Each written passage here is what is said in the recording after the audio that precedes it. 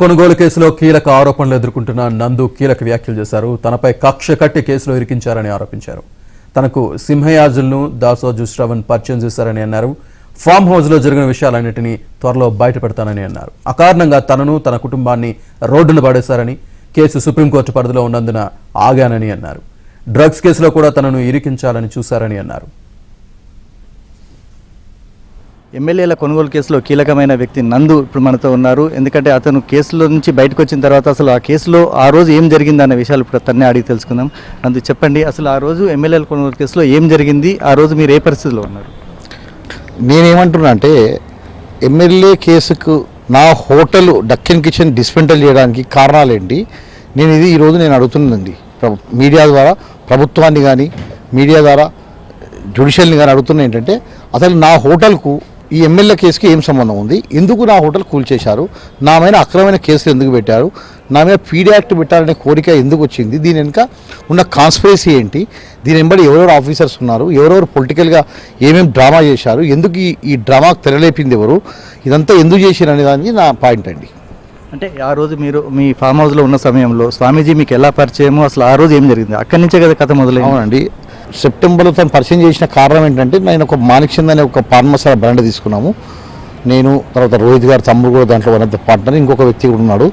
So మేమందరం కలిసి ఆ బ్రాండ్ తీసుకున్న తర్వాత ఈ బ్రాండ్ మనం చేయకూడదు, ఎందుకంటే ఇది మన సౌత్ ఇండియాలో పెద్దగా దాన్ని ఎంకరేజ్ చేయరండి, ఈ ప్రొడక్ట్స్ ఇటువంటివి చేయకూడదు, దీన్ని క్లోజ్ చేద్దాము అమ్మేద్దాం అనే దాంట్లో నేను డిఫరెంట్ వ్యక్తులకు పరిచయం చేయడం జరిగింది. అందులో భాగంగా రామచంద్ర భారతిని నాకు సింహయాజి గారు పరిచయం చేశారు.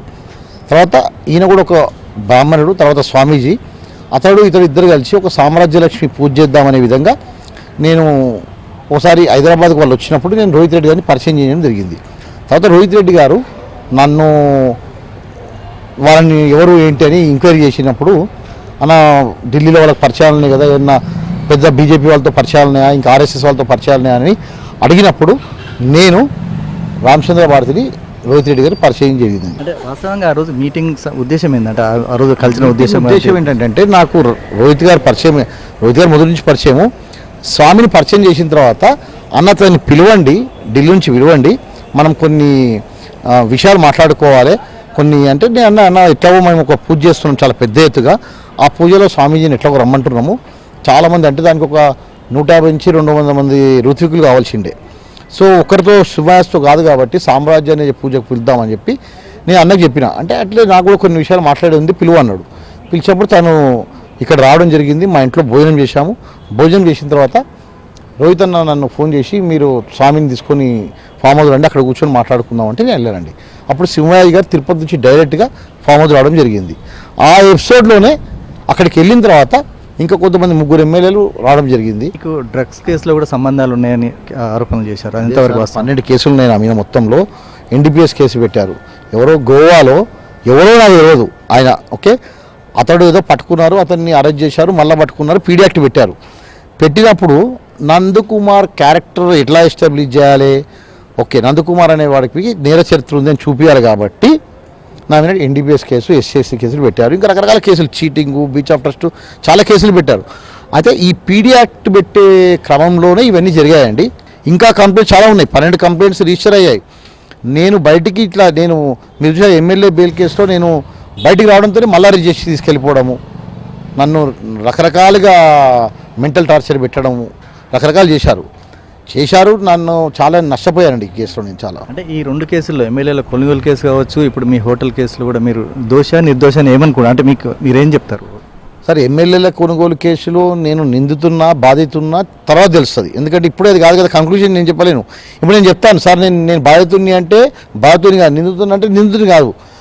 నేను చెప్పేది ఏంటంటే నా ఎమ్మెల్యేల కొనుగోలు కేసు అడ్డంతో నా హోటల్ ప్రాపర్టీ ఎందుకు తీసుకున్నారు, దీంట్లో ఈ హోటల్ ప్రాపర్టీలో ఏ ఎమ్మెల్యేలు ఇన్వాల్వ్ అయ్యారు, వాళ్ళకి ఏం పని ఉంది ఈ కేసుతో, వాళ్ళకి ఏం వచ్చింది, దీంతో ఏ విధంగా లాభం ఉంది ఈ కేసులో. ఆ రోజు మా బాబు మా వైఫ్ వెళ్ళి హోటల్ దగ్గరికి వెళ్ళినప్పుడు వాళ్ళు అక్రమ గుండాలు కొట్టారండి, వాళ్ళు కొట్టితే వాళ్ళు పోలీస్ స్టేషన్కి వెళ్ళారు. తర్వాత ఇదా అండి చేసే పద్ధతి, డిస్మెంటల్ చేసే పద్ధతి. సండే రోజు అంటే కదండి, సండే రోజు ఎన్ని అంటే GHMC ఉంది కదా, GHMCకి ఆర్డర్ ఎవరు ఇచ్చారండి కూల్చోమని చెప్పి నేను అడుగుతున్నాను. మీరు అడగండి. మీకు అప్పటికే నోటీసులు ఇచ్చారని చెప్పారు కదా. నోటీస్ హైకోర్టు ఆర్డర్ ఉంది కదండి, నేను అదే అంటున్నా. హైకోర్టు ఆర్డర్లో క్లియర్గా ఎలాంటి అనుమతులు ఉన్నాయా లేదా హైకోర్టు డిసైడ్ చేస్తుంది, లోయర్ కోర్టు డిసైడ్ చేస్తుంది. కానీ జిహెచ్ఎంసీ హైకోర్టు 11వ తారీఖే నాకు ఆర్డర్స్ ఉన్నాయి. 13వ తారీఖు సండే రోజు వచ్చి 12వ తారీఖు నా హోటల్కి వచ్చి మొత్తం సెర్చ్ చేశారండి.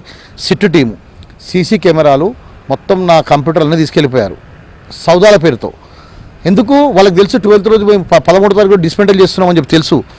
13వ తారీఖు రోజు సండే రోజు ఈ విధంగా మొత్తం డిస్మెంటల్ చేయడం జరిగింది. నా ఫ్యామిలీ దీనివల్ల చాలా సఫర్ అయింది.